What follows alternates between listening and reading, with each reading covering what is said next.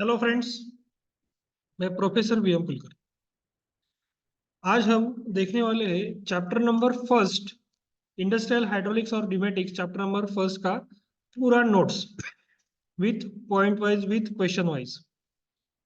तो आप देख सकते हो unit number one, introduction to hydraulics and pneumatics, industrial ISP का जो पहला वाला चैप्टर है। तो ये टोटल चैप्टर जो होता है वो 6 मार्क के लिए दिया है, और उसका जो क्वेश्चन का डिस्ट्रीब्यूशन है वो इस टाइप में होगा कि रिसर्च लेवल के 2 मार्क के क्वेश्चंस रहेंगे, अंडरस्टैंडिंग लेवल के 2 और एप्लीकेशन लेवल के 2 मार्क्स। टीचिंग आवर जो इसको 4 आवर्स का टीचिंग आवर्स दिया है। तो ये सारा पूरा कंटेंट है कि जनरल लेआउट है दोनों के एप्लीकेशंस है, मेरिट्स डीमेरिट्स है हाइड्रोलिक्स और न्यूमेटिक सिस्टम की, प्रॉपर्टीज ऑफ फ्लूइड है, सिंबल्स है, एंड हजार्ड्स एंड सेफ्टी है। तो ये सारे 5 टॉपिक है कि इसके ऊपर आपको सारे क्वेश्चंस आने वाले हैं। तो अभी हम नोट्स देख लेते हैं इसका क्वेश्चन वाइज। वीडियो थोड़ा सा लॉन्ग होगा क्योंकि ये पूरा नोट्स हम इसके अंदर डिस्कस करने वाले हैं। So first of all, first point था जनरल लेआउट। सो आपको क्वेश्चन आ सकता है, draw the general layout of hydraulic system, state the function of each component in it. तो उसका जो जनरल लेआउट है, तो ये जनरल लेआउट है उसका। तो इसके जनरल लेआउट के अंदर मैं आपको जनरल लेआउट समझा के देता हूँ एक बार। क्या होता है कि यहाँ पे ऑयल का टैंक होता है। तो ऑयल टैंक में से क्या होगा, सबसे पहले ऑयल यहाँ पे जाएगा। तो यहाँ पे ऑयल जाने की वजह क्या होती है, पंप होता है। तो पंप क्या करेगा, ऑयल को प्रेशराइज करेगा।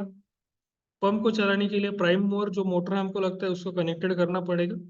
तो यहाँ से क्या होगा, ऑयल सक्शन होगा। ऑयल जैसे सक्शन होगा तो ऑयल कहाँ पे आता है, सबसे पहले प्रेशर रेगुलेटर। कि हमको सिस्टम के अंदर कितना प्रेशर चाहिए वो रेगुलेट करने का काम कौन करेगा, प्रेशर रेगुलेट करेगा। तो यहाँ से जो ऑयल है वो ऑयल कहाँ पे जाएगा, सेकेंड वॉल्व होता है, इसको कहते हैं डायरेक्शन कंट्रोल वॉल्व। तो ये क्या करता है, ये डिसाइड करता है कि आपको ऑयल किस डायरेक्शन से भेजना है। So function of direction control valve. तो यहाँ पे एक सिंबल्स आपको दिया है, यहाँ पे आप अलग सिंबल या बॉक्स भी आप बना सकते हैं। Then oil will enters into the actuator. Actuator क्या होता है, इसका सिंपल डेफिनेशन मैं आपको बता देता हूँ। It is a device which will convert any kind of energy into a mechanical one। जो मैकेनिकल एनर्जी में कन्वर्ट करने का काम करेगा तो उसको हम क्या कहेंगे, एक्चुएटर कहेंगे। तो यहाँ से ऑयल यहाँ तक आएगा। ऑयल जैसे यहाँ पे आएगा तो ये नीचे पुश डाउन होगा। जैसे ये डाउन होगा, यहाँ पे जो ऑलरेडी एग्जिस्टिंग ऑयल है वो ऑयल क्या करेगा, रिटर्न जाएगा to the reservoir, oil tank की तरफ। तो ये हो गया इसका जनरल लेआउट। तो अभी इसके कंपोनेंट जो मैंने बताए तो उसके फंक्शन भी मैंने आपको बताए। तो सबसे पहले देखो, टैंक का एक फंक्शन होता है। टैंक आप जनरली आप क्या कहेंगे कि टैंक हम यूज क्यों करते हैं, कि सिर्फ स्टोरेज करने के लिए? नहीं, सिर्फ स्टोरेज नहीं होता है टैंक के अंदर। टैंक के अंदर क्या क्या होता है कि जब सिस्टम के अंदर ऑयल पूरा घूम के आता है तो उसके अंदर कुछ कॉन्टेमिनेंट्स, कुछ इम्प्यूरिटीज उसके अंदर ऐड हो जाती है। जहाँ पे वियर एंड टीयर होता है, जहाँ पे इम्प्यूरिटीज है वो सारी ऑयल के अंदर ऐड होती है। जब ऑयल यहाँ पे आता है तो वो सारी इम्प्यूरिटीज यहाँ पे सेटल डाउन होती है नीचे की तरफ। ओके, ये सेकंड फंक्शन हुआ कि इम्प्यूरिटीज को सेटल डाउन करने का भी काम ऑयल के टैंक के अंदर से होता है। बाद में थर्ड इसका यूज है ऑयल टैंक का, कि जैसे ही ऑयल पूरे सिस्टम के अंदर घूमता है तो उसका टेम्परेचर काफी हाई होता है। तो वो टेम्परेचर डिसिपेट एटमॉस्फेयर के अंदर, टेम्परेचर छोड़ने का काम भी अगर कोई करेगा तो ये टैंक के अंदर ऑयल करता है, क्योंकि ये जगह ज्यादा होती है। तो यहाँ से वो ऑयल टेम्परेचर जो होता है ऑयल का, वो डिसिपेशन होता है एटमॉस्फेयर के साथ। ठीक है। तो ये सारे फंक्शन है, पंप का फंक्शन, फिल्टर का फंक्शन, मोटर का, pressure regulator, direction control valve, और एक तीसरा वॉल्व भी आता है, फ्लो कंट्रोल वॉल्व। तो वो कहाँ पे लगता है, just before the actuator. Actuator के पहले यहाँ पे एक बॉक्स आपने बना दिया और उसको FCV या फ्लो कंट्रोल वॉल्व ऐसा लिखा तो भी वो चलेगा। क्योंकि फ्लो कंट्रोल वॉल्व क्या काम करता है कि ऑयल का जो फ्लो है वो कम ज्यादा करने का काम करता है। Just like a tap of water. हम पानी का नल जो होता है, जैसे हम उसको कम ज्यादा कर सकते हैं, उसका फ्लो एडजस्ट कर सकते हैं, वैसे यहाँ पे जो फ्लो कंट्रोल वॉल्व है वो फ्लो कम ज्यादा करेगा। वो प्रेशर कम ज्यादा नहीं करेगा, वो फ्लो कम ज्यादा करेगा। ठीक है, प्रेशर ऑलरेडी हमने यहाँ से रेगुलेट किया है, तो उसको अगर मैंने वॉल कंप्लीट बंद कर दिया तो ऑयल का फ्लो जाएगा क्या, अंदर नहीं जाएगा। तो ये एक्चुएटर मूव नहीं होगा। तो जैसे ही मैं उसको ओपन करता हूँ तो धीरे धीरे एक्चुएटर ओपन होगा। जैसे मैंने फुल्ली ओपन किया तो एक्चुएटर फुल स्पीड से यहाँ पे मूव होगा। तो हम इससे बोल सकते हैं कि तो flow control valve is use to control the speed of actuator. आपको क्वेश्चन भी पूछे जाते हैं कि अगर आपको एक्चुएटर का स्पीड कंट्रोल करना है तो आप कौन सा वॉल्व यूज करेंगे, तो हम फ्लो कंट्रोल वॉल्व यूज करेंगे। तो ये हो गया अपना general layout of hydraulic system. तो ये सारे कंपोनेंट्स हैं, उसके यूजेस यहाँ पे दिए हैं, तो आप आपके हिसाब से भी यूज लिख सकते हो इसके। ठीक है, बाद में आता है न्यूमेटिक सिस्टम। तो ये न्यूमेटिक सिस्टम है, इसका लेआउट आप दूसरा भी डाल सकते हैं, दूसरे लेआउट्स इसके अवेलेबल है मॉडल सॉल्यूशन के, वो भी आप इसके अंदर डाल सकते हैं। सबसे पहला वाला कंपोनेंट आएगा इसके अंदर कंप्रेसर। आपको पता है कि कंप्रेसर क्या काम करता है। The use of compressor is to compress the atmospheric air up to the desired pressure. हमको जितना प्रेशर चाहिए उस प्रेशर तक हम एयर को कंप्रेस कर सकते हैं विद द हेल्प ऑफ ये device. Then compressed air will storage into the receiver. Storage tank होता है, उसके अंदर हम उसको स्टोर करते हैं। लेकिन जब स्टोर किया जाएगा तो उसके दोनों के बीच के अंदर एक कूलर छोटा कंपोनेंट्स आपने लगाया है जिसको हम कूलर कहेंगे। तो कूलर का फंक्शन क्या है यहाँ पे, जैसे हम एयर को कंप्रेस करेंगे तो उसका टेम्परेचर बढ़ता है और उसका प्रेशर भी बढ़ेगा, लेकिन हमको उसका वॉल्यूम कम रखना है। तो उसका वॉल्यूम कम रखने के लिए, क्योंकि जितना वॉल्यूम हम कम रखेंगे उतने ज्यादा से ज्यादा एयर इसके अंदर हम स्टोर कर पाएंगे। इसीलिए ये कूलर इसके अंदर दिया है कि टेम्परेचर को वो मेंटेन रख सके और उसका वॉल्यूम बढ़ने ना दे। क्योंकि अगर टेम्परेचर का कंप्रेस्ड एयर का टेम्परेचर बढ़ेगा तो उसका वॉल्यूम भी बढ़ेगा, तो उसको कम करने के लिए कूलर हमने यहाँ पे लगाया है। बाद में आएगा यहाँ पे ऑन ऑफ वॉल। आपको कंप्रेस्ड एयर आगे छोड़ना है नहीं छोड़ना है, हम ऑन ऑफ वॉल से यहाँ से डिसाइड करते हैं। Here is a moisture separator. Moisture separator क्या काम करेगा कि कंप्रेस्ड एयर का जो मॉइस्चर वाटर पार्टिकल्स होते हैं उसको रिमूव करने का काम मॉइस्चर सेपरेटर करेगा। अगर हमने इसको निकाल दिया तो क्या होगा कि इसके अंदर के जो वाटर ड्रॉपलेट्स है, तो वाटर ड्रॉपलेट सिस्टम के अंदर डिपॉजिट होंगे और वहां पे करोजन स्टार्ट करेंगे। इसीलिए वो वाटर ड्रॉपलेट्स निकालना काफी जरूरी है। बाद में आता है सर्विस यूनिट, जिसको हम FRL बोलते हैं, फिल्टर रेगुलेटर ल्यूब्रिकेटर। फिल्टर आप सबको पता है कि कंप्रेस्ड एयर के अंदर जो कॉन्टेमिनेंट्स है, जो इम्प्यूरिटीज है, उसको रिमूव करने का काम फिल्टर करेगा। Regulator which can regulate the pressure, pressure को रेगुलेट करने का काम रेगुलेटर करेगा। बाद में आता है ल्यूब्रिकेटर। तो ल्यूब्रिकेटर का काम क्या है, आप एयर को कैसे लुब्रिकेट करेंगे। तो इसके अंदर एक ऑयल रहता है और ऑयल के साथ एक छोटा पाइप छोड़ा जाता है। तो यहाँ से जब कॉम्प्रेस्ड एयर पास होता है तो यहाँ पे एक टोर्नेडो टाइप फंक्शन यहाँ पे क्रिएट होता है। तो उस वजह से क्या होता है कि इसके जो ड्रॉपलेट्स है वो ड्रॉपलेट्स ऊपर खींचे जाते हैं। तो जैसे ड्रॉपलेट्स खींचे जाते हैं वो एयर के साथ मिक्स होते हैं, और मिक्स होने के बाद वो कहाँ पे जाते हैं, जब सिस्टम के अंदर जहां जहां पे मूविंग पार्ट्स है, डायरेक्शन कंट्रोल वॉल्व है, फ्लो कंट्रोल वॉल्व है, एक्चुएटर है, जहां जहां पे मूविंग पार्ट्स है, तो वहां पे जाके वो डिपॉजिट होते हैं और वो लुब्रिकेशन का काम करते हैं। So that is a function of FRL। यहाँ पे पाइप है, pipe through the pipe compressed air कहाँ पे एंटर करेगा, फिर कंट्रोल वॉल्व। तो कंट्रोल वॉल्व कौन से होते हैं, pressure control valve, direction control valve और फ्लो कंट्रोल वॉल्व। तो ये तीन वॉल आप यहाँ पे तीन बॉक्सेस बना सकते हो और वो एक एक इसका नाम दे सकते हो। सबसे पहला आएगा प्रेशर कंट्रोल, दूसरा आएगा डायरेक्शन कंट्रोल और तीसरा आएगा फ्लो कंट्रोल। और बाद में आप क्या करेंगे, एक्चुएटर को उसका कनेक्शन दिखाएंगे। ठीक है, एक्चुएटर मैंने अभी बताया, वहां पे ऑयल एनर्जी था जो मैकेनिकल में कन्वर्ट हो रहा था, यहाँ पे कंप्रेस्ड एयर का एनर्जी है वो मैकेनिकल में कन्वर्ट करने का काम ये एक्चुएटर करेगा। और पूरे वर्ल्ड में दो ही टाइप के एक्चुएटर आएंगे, एक रोटरी एक्चुएटर और एक लीनियर एक्चुएटर्स। तीसरा मोशन अगर आपके पास होगा तो आप मुझे बता दीजिए, मैं उसको भी वीडियो के अंदर कंसिडर कर लूंगा। तो हर एक का फंक्शंस मैंने आपको बताया। ये सिंबॉलिक रिप्रेजेंटेशन है। जैसे ये डायग्राम्स दिए तो ये सिंबॉलिक, आप कौन सा भी आप ड्रॉ कर सकते हैं, तो मोस्ट प्रोबेबली आप सिंबॉलिक ही ड्रॉ कीजिए। ये कंप्रेसर का सिंबल है, एटमॉस्फेरिक एयर इन होगा, मोटर है, यहाँ पे कूलर, बाद में प्रेशर गेज, रिसीवर जो टैंक है, on off switch, moisture separator है, FRL यूनिट। ये सिंबल आप अच्छे से ध्यान में रख लीजिए, पूरे सिलेबस में हमको ये लगने वाला है। बाद में ऑयल कहाँ पे जाता है, कंट्रोल वॉल में जाता है। तीन कंट्रोल वॉल आपको बनाने हैं, पहला वाला प्रेशर, दूसरा डायरेक्शन और तीसरा वाला फ्लो। तीसरे फ्लो कंट्रोल वॉल का आप पोजीशन अच्छे से याद कर लीजिएगा, एक्चुएटर से पहले वो पोजीशन रहेगा। तो यहाँ से जो एयर जाएगा तो वो एयर हमको रिटर्न इसके टैंक के अंदर ले जाना जरूरी नहीं है। हम क्या करते हैं, उसको एटमॉस्फेयर के अंदर छोड़ देते हैं। तो एटमॉस्फेयर के अंदर जब हम एयर छोड़ते हैं, जब एयर एटमॉस्फेयर के साथ में मिक्स होता है तब उसका बहुत बड़ा आवाज आता है। क्योंकि वो कॉम्प्रेस्ड एयर होता है, वो कॉम्प्रेस्ड एयर जैसे छोड़ते हैं तो उसका नॉइज क्रिएशन काफी ज्यादा होता है। तो उसको कम करने के लिए यहाँ पे एक साइलेंसर लगाना पड़ता है। उस साइलेंसर को हमारे टेक्निकल लैंग्वेज में, न्यूमेटिक के लैंग्वेज में हम मफलर कहेंगे। तो यहाँ पे एक मफलर लगाया जाता है कि उसका नॉइज कम किया जाए। तो all these are the functions of components. तो ये दोनों लेआउट हो गए हाइड्रोलिक और न्यूमेटिक के। तो यहाँ पे अलग अलग फंक्शन पूछे, देखो what is the function of oil reservoir, pressure relief valve, direction control valve and filters in hydraulic system. मैंने अभी आपको बताया कि ऑयल रिजर्वायर के क्या क्या फंक्शन है, रिलीफ वाल्व की क्या है, डायरेक्शन कंट्रोल वाल्व की क्या है, फिल्टर की क्या है। Application of hydraulic and pneumatic system, तो मैं आपको बताना चाहता हूँ कि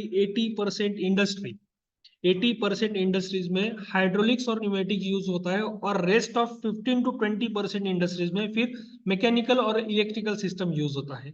लेकिन जहां जहां पे ऑटोमेशन है, जहां जहां पे रोबोटिक वर्क यूज हो रहा है, तो वही वो सारे जगह पे आपको हाइड्रोलिक्स और न्यूमेटिक सिस्टम ही यूज होते दिखेगा।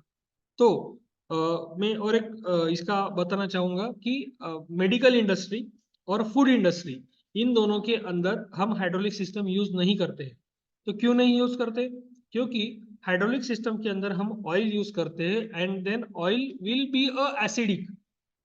तो वो उसका लीकेज होने के बाद ऑयल रिएक्शन कर सकता है, ये रिएक्शन नहीं करेगा। तो ऑयल रिएक्शन किसके साथ करेगा? फूड के साथ हो सकता है, या केमिकल इंडस्ट्री जो है, मेडिसिन जो है, तो उसके साथ वो रिएक्ट कर हो सकता है। इसीलिए हम ऑयल को मेडिकल इंडस्ट्री में यूज नहीं करते, सिर्फ न्यूमेटिक सिस्टम को ही वहां पे यूज कर सकते हैं। और अगर मैं प्रेशर की बात करूं, तो मैक्सिमम प्रेशर हम ऑयल हाइड्रोलिक सिस्टम के अंदर अगर हमको मैक्सिमम प्रेशर अगर रीच करना है तो 1200 बार के ऊपर हम जा सकते हैं। अप टू द 1200 बार तक प्रेशर हमको ऑयल हाइड्रोलिक सिस्टम में मिलेगा। और न्यूमेटिक सिस्टम के अंदर हम 15 to 20 bar maximum pressure create कर सकते हैं। तो ये दोनों के बीच का बहुत बड़ा डिफरेंस है, प्रेशर डिफरेंस। लेकिन एक्यूरेट एंड परफेक्ट सिस्टम अगर कुछ है, नॉइसलेस सिस्टम अगर कोई है, तो वो हाइड्रोलिक सिस्टम है। लेकिन न्यूमेटिक के स्पेशल पर्पज एप्लीकेशन ऑलरेडी है। इंडस्ट्रियल पर्पज हम इसको यूज कर सकते हैं। आप प्लास्टिक प्रोसेसिंग मशीनरीज है, एप्लीकेशन ऑफ हाइड्रोलिक सिस्टम के हम देख रहे हैं अभी। Steel making, primary metal extraction application, automated production line, machine tool industry, paper industry, loader, crushers, textile machinery, R&D equipment, robotics, JCB, वहां पे हम यूज सकते हैं अर्थ मूविंग इक्विपमेंट जो है। मोबाइल हाइड्रोलिक्स में यहाँ पे देख सकते हैं ट्रैक्टर है, इरिगेशन सिस्टम है, अर्थ मूविंग इक्विपमेंट जैसे जेसीबी है, इवैक्यूएटर्स है, मटेरियल हैंडलिंग इक्विपमेंट है, कमर्शियल व्हीकल है, टनल बोरिंग है, इक्विपमेंट है, रेल इक्विपमेंट है, बिल्डिंग है, कंस्ट्रक्शन मशीनरीज है। ऑटोमोबाइल सेक्टर के अंदर हाइड्रोलिक ब्रेक्स होते हैं, शॉक एब्सॉर्बर होते हैं, स्टीयरिंग सिस्टम होता है, विंडशील्ड होते हैं, लिफ्ट होते हैं, क्लीनिंग पर्पज हम उसको यूज कर सकते हैं। मरीन एप्लीकेशन में it mostly covers ocean going vessels, fishing boats and naval equipment. Aerospace में used in aeroplanes, rocket and spaceship, वहां पे भी यूज होता है। Write any four application of hydraulic system. So यहाँ पे हमने state the application of hydraulic system, यहाँ पे write the any four application of hydraulic system. तो आप बस 4 एप्लीकेशन इस टाइप में आप लिख सकते हैं। CNC VMC मशीन है, अर्थ मूविंग इक्विपमेंट, आप पर्टिकुलर यहाँ पे JCB लिखिए, क्रेन्स लिखिए, मटेरियल हैंडलिंग इक्विपमेंट, फोर्कलिफ्ट लिख सकते हैं, हाइड्रोलिक क्रेन्स लिख सकते हैं। ओके, तो अगला वाला टॉपिक आता है इसके अंदर, list merits and demerits, advantage और डिसएडवांटेज ऑफ हाइड्रोलिक सिस्टम। तो जिसके एडवांटेज है तो जिंदगी में उसके डिसएडवांटेज भी रहेंगे ही रहेंगे। सबसे पहले हम एडवांटेज देख सकते हैं। हम क्या कर सकते हैं कि मैक्सिमम प्रेशर इसका हाई प्रेशर जनरेट कर सकते हैं हाइड्रोलिक सिस्टम का। ओके, क्योंकि यहाँ पे ऑयल हम कंप्रेस नहीं कर पाते, इसलिए मैक्सिमम प्रेशर, जितना प्रेशर लगाते उतना ही प्रेशर हम ट्रांसफर कर सकते हैं। बाद में आता है weight to power ratio of hydraulic system is comparatively less. अभी वेट टू पावर रेशो क्या है? अगर आपको मैक्सिमम वेट उठाना है तो आपको कम से कम पावर में वो मैक्सिमम वेट आप उठा सकते हो। तो इतना इसके अंदर कैपेबिलिटी है हाइड्रोलिक सिस्टम के अंदर। The speed control of linear as well as rotary actuator are achieved with easy. तो हम इजीली उसका स्पीड कंट्रोल कर सकते हैं, हाई स्पीड से लो स्पीड, लो स्पीड से हाई स्पीड। लेकिन यही अगर हम न्यूमेटिक के अंदर करना चाहे तो वो कर नहीं पाती, कि एयर कॉम्प्रेस होता है। तो अलग अलग स्पीड पे अलग अलग एयर का वॉल्यूम कॉम्प्रेस हो सकता है, तो यहाँ वहां पे वो परफेक्शन नहीं मिलता है। लेकिन इसके अंदर हमको परफेक्शन मिलने वाला है।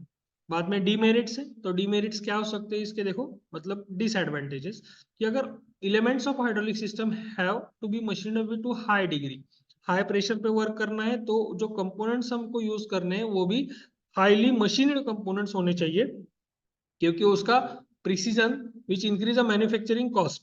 तो इससे क्या होता है कि उसका मैन्युफैक्चरिंग कॉस्ट, इनिशियल कॉस्ट उसका ज्यादा हो सकता है। बाद में the hydraulic system due to oil leakage is a dirty, तो एक मेजर प्रॉब्लम है कि उसका लीकेज हुआ तो वो पूरा एनवायरमेंट जो होता है वहाँ का वो पूरा डर्टी और स्टिकी एनवायरमेंट हो सकता है, और उसको हम एक्सीडेंट भी उससे हो सकते हैं वर्कर के। तो मैंने पहले भी कहा था कि इस सिस्टम को हम फूड और फार्मास्यूटिकल इंडस्ट्रीज में यूज नहीं कर सकते हैं। ओके। बाद में पेट्रोलियम बेस्ड होने की वजह से it can catch a fire, क्योंकि अगर टेम्परेचर हाई होता है ऑयल का तो वो एसिडिक बन जाता है, अगर विस्कोसिटी उसका लो हुआ तो वो जल्दी से जल्दी फायर कैच कर सकता है। तो भी इसका प्रॉब्लम है, तो हमको ऑयल चेंज करना होता है पर्टिकुलर टाइम के बाद। बाद में leakage of hydraulic oil during its flow causes heavy pressure drop, अगर ऑयल लीकेज होता है तो उसका प्रेशर ड्रॉप काफी हो जाता है, तो प्रॉपर प्रेशर हमको उसका नहीं मिलता है। So all these are the merits and demerits. Application of pneumatic system, तो न्यूमेटिक सिस्टम की जैसे इसके पर्टिकुलर एप्लीकेशन है हाइड्रोलिक के, वैसे ही न्यूमेटिक के भी पर्टिकुलर एप्लीकेशन वो देख लेते हैं अभी। मैन्युफैक्चरिंग इंडस्ट्रीज में automotive industry, machine tool manufacturing, domestic and commercial appliance manufacturers, processing industry such as a chemical, petrochemical, food processing, textile, paper etcetera. Brake system automobile में, रेलवे कोचेस में, wagons and printing presses में। Application of pneumatic widely in industrial robots, जो industrial robots होते हैं automation में जहाँ पे हम यूज करते हैं तो मोस्टली वहाँ पे न्यूमेटिक सिस्टम को यूज करना पड़ता है। Merits, advantages and demerit disadvantages of pneumatic system अभी हमने डिस्कस किए और कुछ दिए हैं। इजीली अवेलेबल एयर, एडवांटेज हमको फ्रीली अवेलेबल एयर है। नीट एंड क्लीन सिस्टम, इसमें डर्ट क्रिएट नहीं होता, तो ये सिस्टम काफी क्लीन होता है। बाद में explosion proof characteristics of air, क्योंकि ये एक्सप्लोजन नहीं होता है, प्रेशर कम होता है इसका, फायर हजार्ड इसके अंदर नहीं हो सकता है। Air is easily transportable under a pressure through a common piping, तो हम उसको ज्यादा डिस्टेंस तक उसको ट्रांसफर भी कर सकते हैं। Require no reservoir, sometime return line, complex line, filtering, तो इसको रिटर्न लाइन की जरूरत नहीं होती है। Pneumatic system are easier and quicker to maintain. Pneumatic system has a lower initial and operating cost. अभी लिमिटेशन इसके, प्रेशर इज लिमिटेड। यहाँ पे pneumatic system can be use maximum 8 to 10 bar pressure, तो ये प्रेशर वेरिएबल है, अलग अलग इसके कंसेप्ट है, कहीं पे 15 to 20 बार है, यहाँ पे 400 to 500 बार है, तो कहीं पे 1200 बार का भी प्रेशर हम जनरेट कर सकते हैं। Accuracy of positioning due to compressible nature of air, मैंने पहले भी बताया कि एयर कॉम्प्रेस होता है तो उसमें अंदर एक्यूरेसी और प्रिसीजन वर्क हमको नहीं मिलता है, और जर्की मोशन उसके अंदर हमको मिलता है। और प्रेशराइज एयर स्टोरेज, तो ये बहुत बड़ा, अगर हाई प्रेशर चाहिए तो उसका स्टोरेज भी उतना बड़ा हमको रखना पड़ता है कि उसको स्टोरेज करने का काफी ज्यादा प्रॉब्लम है। तो ये नेक्स्ट पॉइंट है अपना, comparison of hydraulics and pneumatic. Energy, hydraulic के अंदर ऑयल, न्यूमेटिक के अंदर air. Energy conversion, hydraulic pump, यहाँ पे compressor. Energy transmission, pipe hoses tubes, pipes hoses tubes दोनों के अंदर। Very good with various valves, very good with various valves. Reconversion of a hydraulic cylinder, air cylinder and air motor. storage limited with accumulator, high with air reservoir, efficiency compressed, low due to the losses in primary conversion in valves and secondary conversions, fair to good। तो ये सारे हैं इसके differences, अगर आपके पास अलग है तो आप वो भी लिख सकते हो। Oil and air as a medium in a fluid system, तो वैसे ही है जैसे मैंने आपको डिफरेंस बताया, तो वो सारे डिफरेंस इसके अंदर है, आप ये भी देख सकते हो। 7 to 8 पॉइंट्स इसके अंदर दिए हैं। बाद में आता है प्रॉपर्टीज ऑफ फ्लूइड, तो फ्लूइड की प्रॉपर्टी कैसी चाहिए, जो फ्लूइड हमको यूज करना है। To transmit a power, basic purpose, to lubricate the moving parts, seal gaps and clearance between the mating components, dissipate heat generated by internal friction, prevent rust and corrosion of internal parts, foam create ना कर सके, ऐसा भी वो oil हमको चाहिए, उसका properties हमको चाहिए। Desirable properties of oil hydraulic system, ये सारे क्वेश्चन वाइज कैसे कि आपको पेपर में पूछे गए थे, तो ये सारे क्वेश्चन वाइज भी लिए और इसमें से सारा टॉपिक कवर है, इसमें से सारा टॉपिक कवर है। ओके। डिजायरेबल प्रॉपर्टी में क्या कहता है? Viscosity characteristic stable, good incompressibility, good lubricity, good demulsibility, better fire resistance, good heat dissipation capability, better rust and corrosion preventive qualities, minimum toxicity, ready availability, and expensive. Describe essential properties of oil used in oil hydraulic system. Essential properties are demulsibility, lubricity, high flash point. तो ये अलग अलग question है। Minimum toxicity, low foaming tendency, fire resistance, viscosity, compressibility, ISO and SAE grades of hydraulic soils, ये भी एक बार पूछा गया था क्वेश्चंस। तो ये डिफरेंट ऑयल के ग्रेड से 32, 46, 68, 100, 150, 200, 220। तो इक्विवेलेंट एसएई ग्रेड से उनके उस इसी इसी इसके आईएसओ ग्रेड के। फिर इसको विस्कोसिटी कितना चाहिए for 40 degree Celsius and 100 degree Celsius. So all these are the points.